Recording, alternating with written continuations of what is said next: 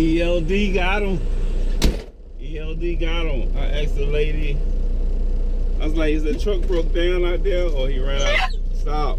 Or he ran out of hours? She said, I don't know. I said, well, what the driver? I said, well, why is he getting towed? She said, he's illegally parked. I was like, well, where's the driver? She said, he out there somewhere. I'm like, well, why didn't he just move it? She said, I don't know. I said, well, is he out there? She was like, yeah. I said, oh, okay, well, he's out. That's what's happening, then he's out of hours. And then she said, I hope so. Meaning, you know, well, I said, I hope he ain't that ignorant that he out there and he just refusing the truck. He must be out of hours, you know, don't want to move the truck. And she said, I hope so. And so, there you go. There's your ELD. Costing the company extra money.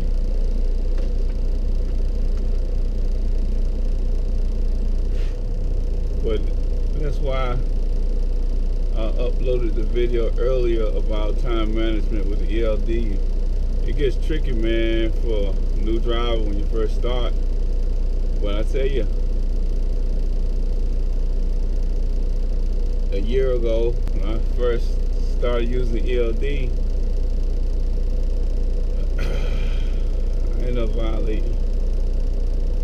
I didn't have a choice because of where I was at, trying to make it. I couldn't park.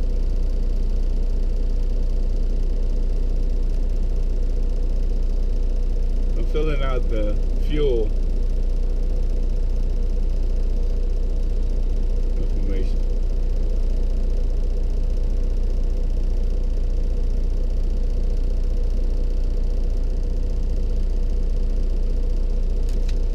Tennessee, man. Of course, this is on a private property. This is, I don't know if that's the city ordinance stop or if that was the company here that wouldn't let them stay parked there. Because the guy actually got plenty of room. He's not really, I mean, he probably thought it was just a good spot, but he probably didn't have any options anyway. But he's really not in the way.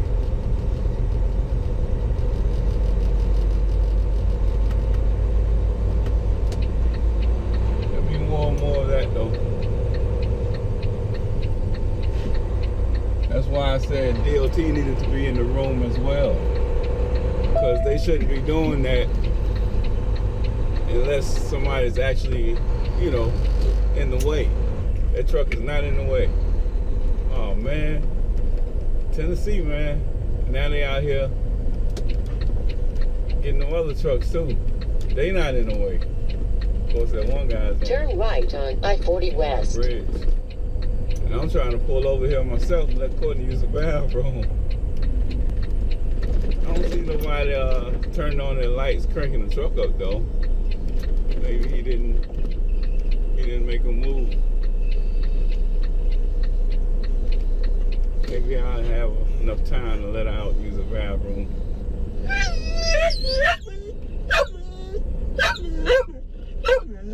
Before they come lock me up. Y'all pray for me or wish me luck, whichever one is more suitable for you.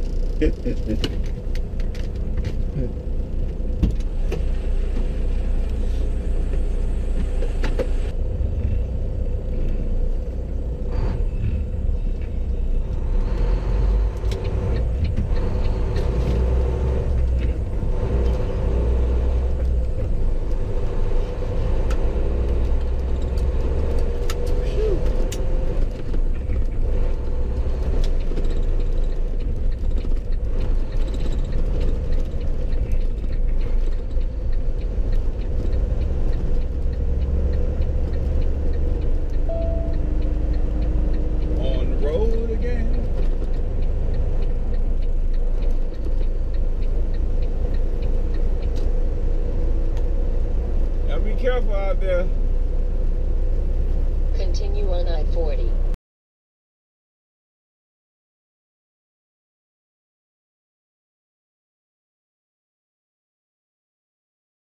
Welcome to an introduction to a career in trucking.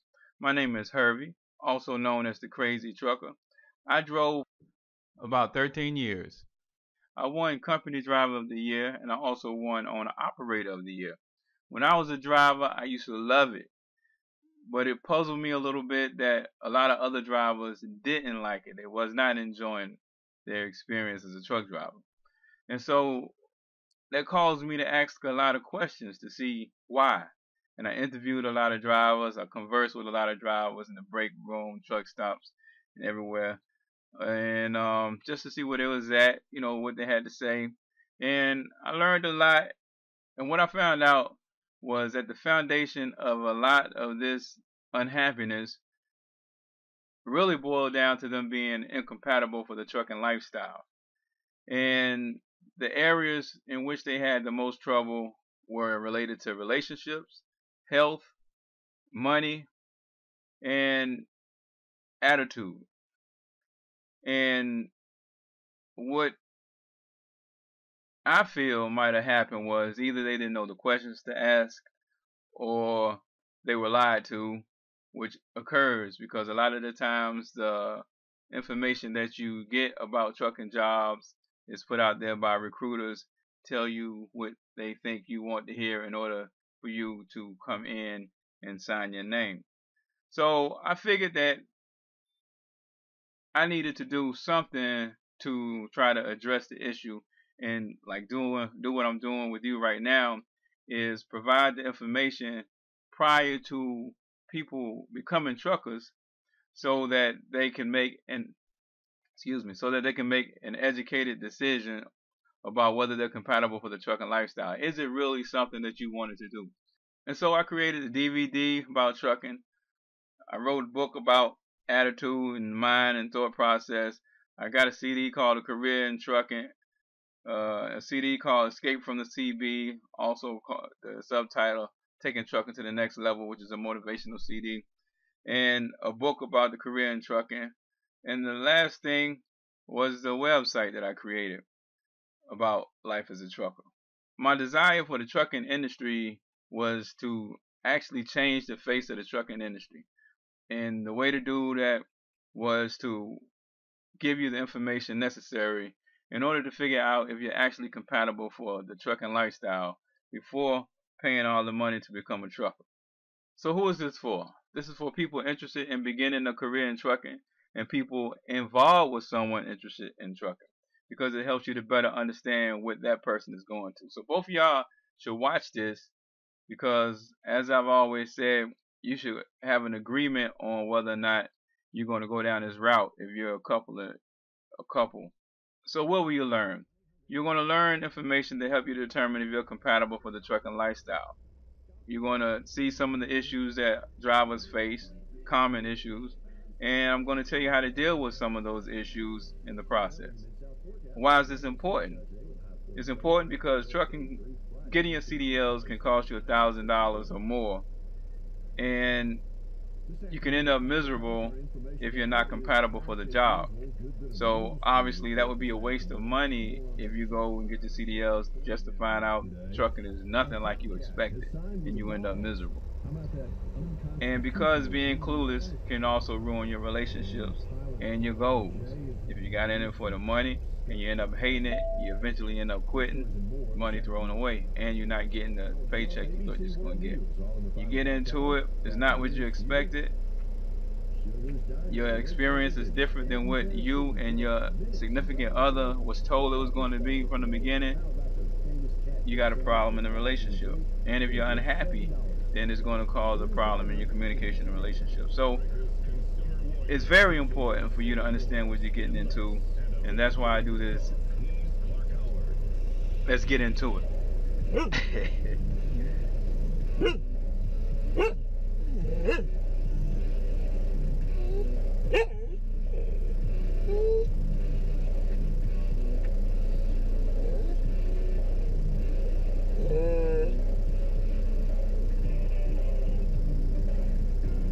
wonderful to have you here here on the Clark Howard Show, where it's all about you and that wallet of yours.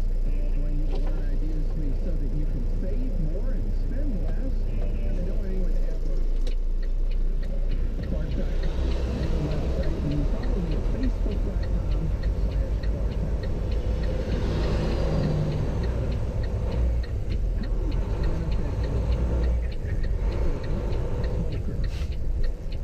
Cutting back how much you smoke, how much does that actually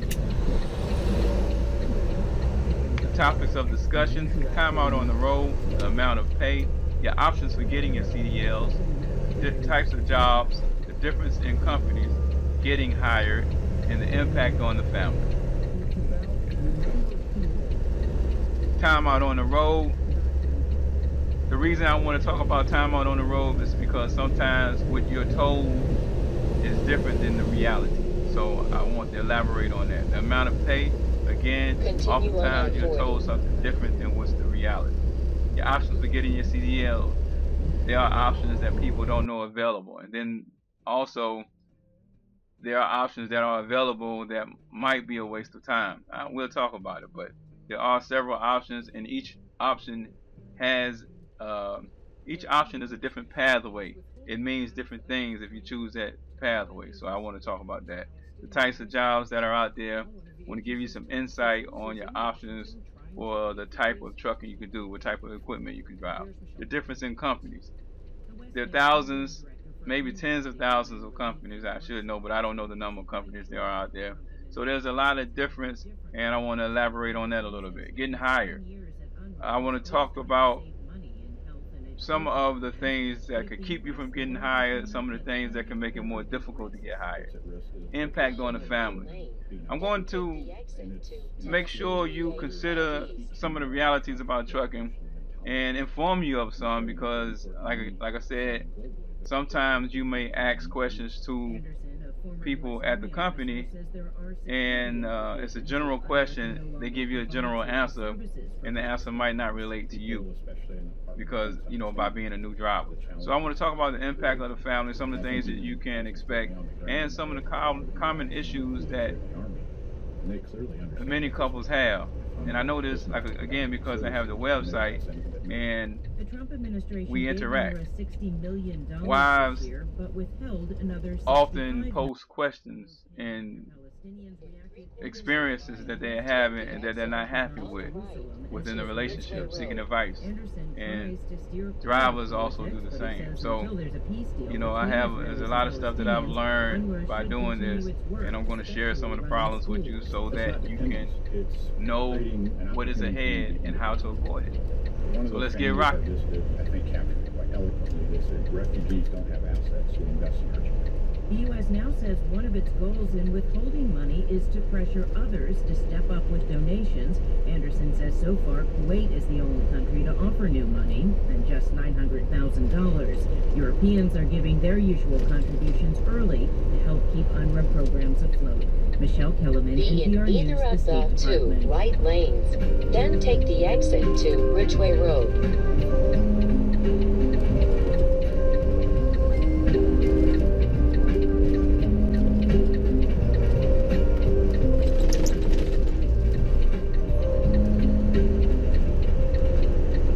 To All Things Considered from NPR News. On the next Fresh Air, you are being watched. We talk about state-of-the-art surveillance from closed-circuit TV Keep to right drones and to satellites. South Ridgeway Road. Robert Draper. His article about surveillance is in National Geographic. We'll also talk about gerrymandering, which he's reported on. He says it's subverted our democracy in ways that Putin himself could never have imagined. Join us. Fresh Air coming up at 7 o'clock on the WKNO FM stations, NPR for the Mid-South. All Things Considered is made possible by contributing listeners and by the Shelby County Health Department. Joining their Clean Air team helps improve our community's air quality. Carpooling, van-filling, taking the bus, walking, or riding your bike to work saves money and improves air quality. Information at shelbytnhealth.com. And by Comcast Business, built for your speed, profitability, and growth by providing a network of services to help your business do business. internet, voice, and video monitoring. Comcast Business, built for business. This traffic update is made possible by the Positive Coaching Alliance. Accidents happening at Dexter, I-240 on the east leg, eastbound just before Poplar as you're heading towards I-40 Sam Cooper. Park at Ridgeway, Shady Grove on the I-240 overpass, and Getwell Road just south of Lamar.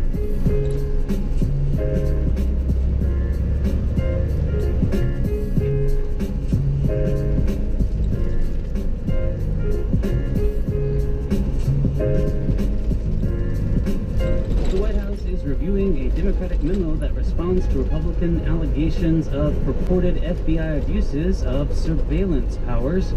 That story coming up in 15 minutes on All Things Considered from NPR News. It is 4:20. Support for NPR comes from this station and from Hiscox Insurance, providing customized insurance for small and medium businesses so they can do more and be more. Learn more at hiscox.com or from an agent. Hiscox Insurance. Encourage courage. From the John D. and Catherine T. MacArthur Foundation, supporting creative people and effective institutions committed to building a more just, verdant, and peaceful world. More information is at macfound.org. And from the Annie E. Casey Foundation. From NPR News, this is All Things Considered. I'm Mary Louise Kelly. And I'm Ari Shapiro. U.S. stocks fell sharply again today. For the second time this week, the Dow Jones Industrial Average was down more than 1,000 points, 4.1%. NPR's John Idstey reports that the market is still trying to find its footing after a similar meltdown on Monday. The market did regain close to half its deep Monday loss on Tuesday, and on Wednesday it recorded a smaller loss. But today, just after the opening bell, it headed down sharply. Several attempts to rally failed, and it dived steeply in the final hour of the session, ending down nearly 1,033 points. Selling is now overdone. That's David Kotak, chairman of Cumberland Advisors. This stock market sell-off has now corrected prices back to the level that preceded the passage of the tax bill. Enthusiasm about a corporate tax cut had helped drive the stock market up a whopping 7% in January to a record high. Lots of market analysts and investors feared that the market had become overvalued, and today they said that panic selling was a sign of those fears. Today's losses put stocks in what experts In call 1/2 mile, turn right on Winchester Road. 10% or more. Kotak says his firm is now strategically buying stocks again. But he says there are still valid concerns weighing on the market. It's the near-term questions about the Federal Reserve, and it's the near-term questions about interest rate policy that are impacting the market negatively. The near-term questions about the Federal Reserve revolve around whether it will raise interest rates more quickly in response to an economy that appears to be gaining strength. Kotak says it's difficult to answer that question because there are several right at the traffic light at the governing board, and there's no way to know the views of the people who will ultimately fill those seats. That makes the market nervous. But even without added moves by the Fed, rates on the 10-year U.S. Treasury, a benchmark for consumer rates, have risen sharply. Those rising rates create a more negative environment. In 1 mile, turn left on South Mendenhall Road. Deficit concerns for the plunging market this week, including hundreds of billions being added to the deficits by the pending 2-year budget deal in Congress. John Idstey, NPR News, Washington.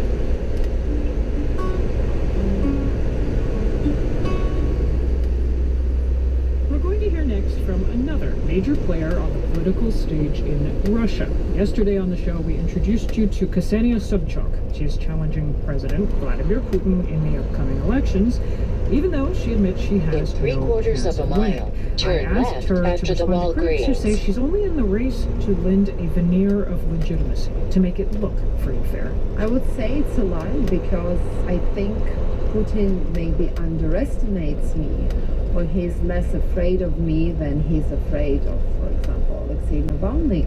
Afraid of Alexei Navalny. Navalny is Putin's most prominent political opponent, and today we meet him. NPR's Lucien Kemp sat down with Navalny in Moscow, and Lucien's here now to share what he learned in that interview. Hi there. Hello. Start with just a quick sketch. Who is Navalny, for people who don't follow Russian politics? Well, Alexei Navalny is a Moscow lawyer. He basically started as a shareholder activist who became an anti-corruption campaigner, which led him to start leading protests, especially when big anti-government rallies broke out in Turn Russia left in at the traffic 2011. light. And he's in his mid-40s, right? So a different generation from Putin. Yeah, he appeals to a different generation because of his style, and he's very effectively used the internet, where he is bypassing state media and going directly to his supporters. Okay, and you had this fascinating chance to sit down with him. I gather y'all talked for nearly an hour, so you must have asked about all kinds of things. But can I start here? I'm curious if you asked him about Russian interference in the U.S. presidential election, you know, arguably the biggest thorn in U.S.-Russia relations. The Kremlin says, didn't happen, we didn't do it. What does Navalny say? Well, of course, this subject came up, and I asked him, you know, what do you think? Was there really interference in the election? And this is what he had to say. He doesn't have the tiniest doubt about it, because that's also what the Kremlin does inside Russia. He says that he and also other opposition leaders have had their email accounts hacked, and their Twitter accounts and even YouTube have been attacked by these armies of bots. Oh, so he's saying he buys that Russia hacked U.S. elections because they hack people in Russia too, including him. Exactly. What did you ask him about President Trump and what he makes of the relationship between Trump and Vladimir Putin? Navalny says he can't understand that relationship because Putin's main agenda, including inside Russia, is anti-Americanism. So how could someone like Trump be his favorite president? He says there's no rational explanation, and he thinks that only a new Watergate, in his words, could solve this mystery. Hypothetical question, Lucien, because Navalny, we should mention, is not on the ballot in next month's election. He's not being allowed to run. But did you ask him what his vision for Russia would be, you know, Russia on the world stage, if he ever got the chance to run the country? Yes, I mean, during the course of this interview, there were hypothetical moments which also made him laugh out loud. When I presented him with the question, well, let's say that you actually won this election, that you participated and won the election. In 1 mile, turn right on East Drains Road. This is how he answered. We're a Western country. Those are his exact words. Navalny is saying that even if you go to Russia's Far East, to the Pacific coast, you'll feel like you're in Europe, you won't feel like you're in Korea or Japan. He told me that Russia should be a leading European power, and that its aim should eventually be to join the European Union. This, of course, automatically caused me to ask him about NATO, and at that point, Navalny laughed and said, well, actually, Vladimir Putin was the first person to mention joining NATO. Which would be an interesting development, given that NATO is a security alliance expressly founded to counter Russian power and influence in the world. Exactly. Navalny's main point was that Russia has no strategic contradiction with the United States, and that what both sides really need to do is sort of form a joint security umbrella and fight common threats like nuclear non-proliferation or terrorism. Can I ask you, Lucien, just what he's like to sit with for an hour? This is a guy who has been physically assaulted, who has been jailed more times than he can probably remember, and you were sitting there in his office, which, what, not just a few weeks ago, they chainsawed the door off as security forces went in to ransack again. Yeah, exactly. Well, as a person, I found Navalny surprisingly unpretentious, and he definitely has a certain charisma. He has a good sense of humor, and we only were slated to speak for half an hour, and that went over by 20 minutes. Does he seem frightened for his life, for his own security? He doesn't make the impression of a person who's frightened. I think he's already experienced quite a lot in his life. His brother is in jail right now. He spent quite a few short terms in jail. So he's not easily intimidated. Lucien, thank you. Thank you. That's NPR Moscow correspondent Lucien Kemp talking about his interview with Russian opposition leader Alexei Navalny.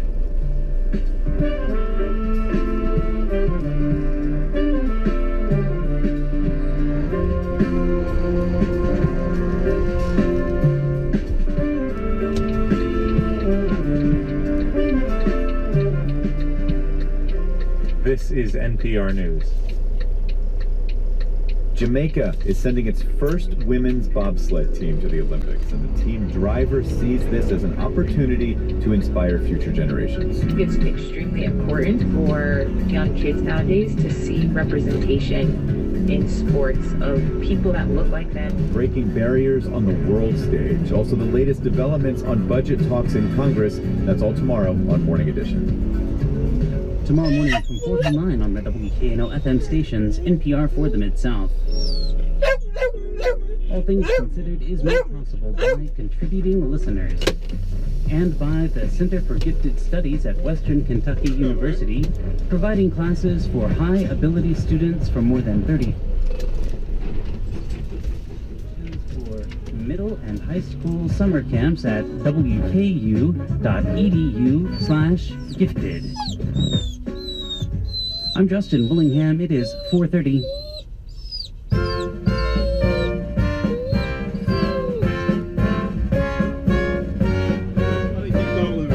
It's All Things Considered from NPR News. I'm Ari Shapiro. And I'm Mary Louise Kelly. Next, Democrats are hoping to retake the House in this fall's midterm elections. Some think the president could help. As we've seen in special elections around the country, Trump has been, one of our best allies in electing Democrats. Republicans hope the improving economy will work in their favor. Now, these headlines.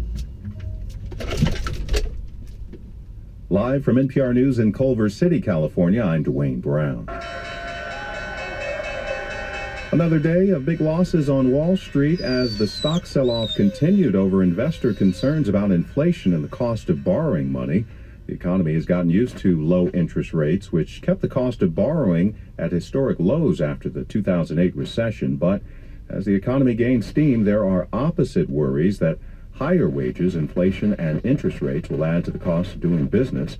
The Dow lost more than 4% today and is down more than 10% on the year.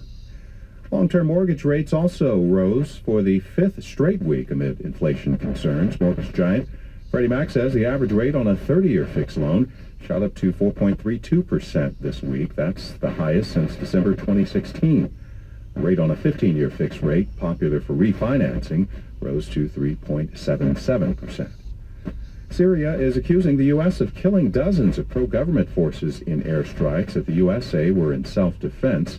The incident is again raising tensions between the U.S. and Russia, which backs the Syrian regime. NPR's Michelle Kellerman reports. Russia's UN ambassador Vasily Nebenzia describes the U.S.-led attack on pro-government Syrian forces as regrettable. Russia backs the Syrian government and was invited.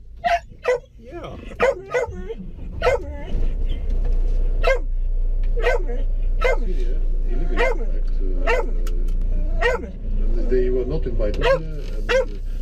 They claim all the time they fight international terrorism, but we see that it goes beyond that. The Pentagon says its forces were under attack alongside local allies, and officials here say the U.S. will defend itself. Michelle Kellerman, NPR News, the State Department. Recapping our top story, another big down day on Wall Street. This is NPR. Even in this digital age, the good old-fashioned business card is far from dead. People hand out fewer of them, but they're really making some oddball cards. I'm Kai Risdall, how business cards can help your business. That's next time on Marketplace. Marketplace tonight at 6 on the WKNO FM stations, NPR for the Mid-South.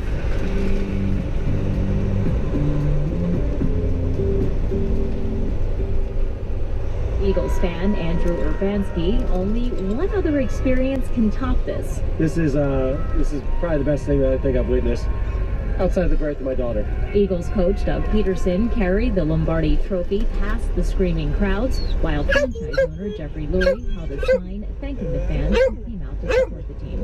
Windsor Johnston, NPR News, Philadelphia. Amazon is putting its stamp on its recent purchase of Whole Foods, rolling out 2-hour delivery service after organic grocery this year.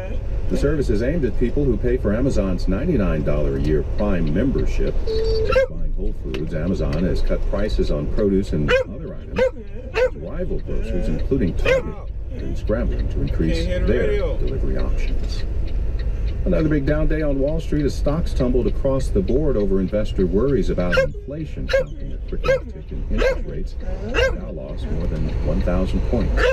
This is NPR. This has been a week on Wall Street, and hey, it's only Thursday, gang. Down, then up, now down. Number one, don't check your 401k this week, people. Just don't. Number two, yes, I hear you. All this volatility is upsetting. Number three, what is going on and what might come next? Coming up later today on Marketplace.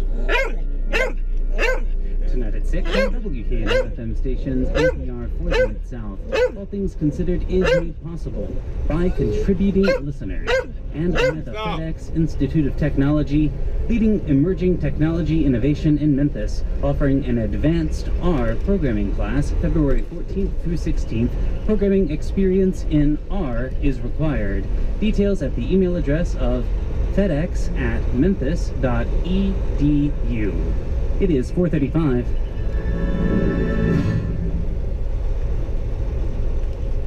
Support for NPR comes from this station and from LogMeIn, makers of GoToMeeting, a collaborative meeting platform with over 18 million monthly users, designed to connect people from anywhere in the world on any device. Learn more at gotomeeting.com.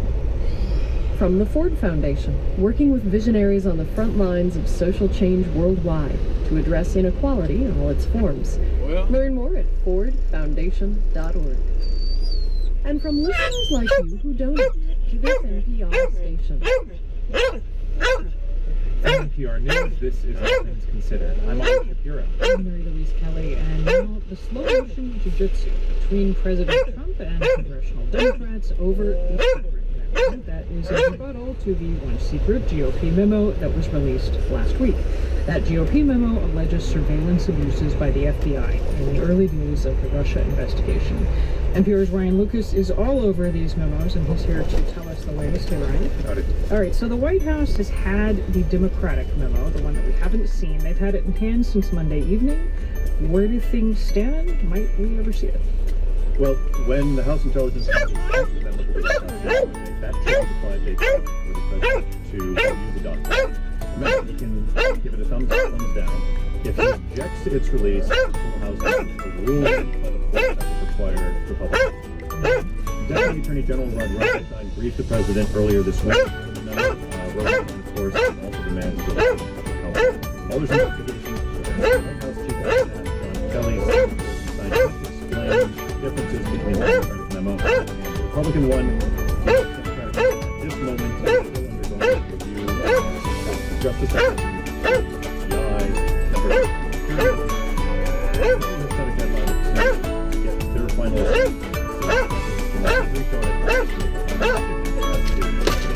released or not. If the answer is yes, the memo could be made public as soon as tomorrow. Kelly says the Democratic memo isn't as clean as the GOP one.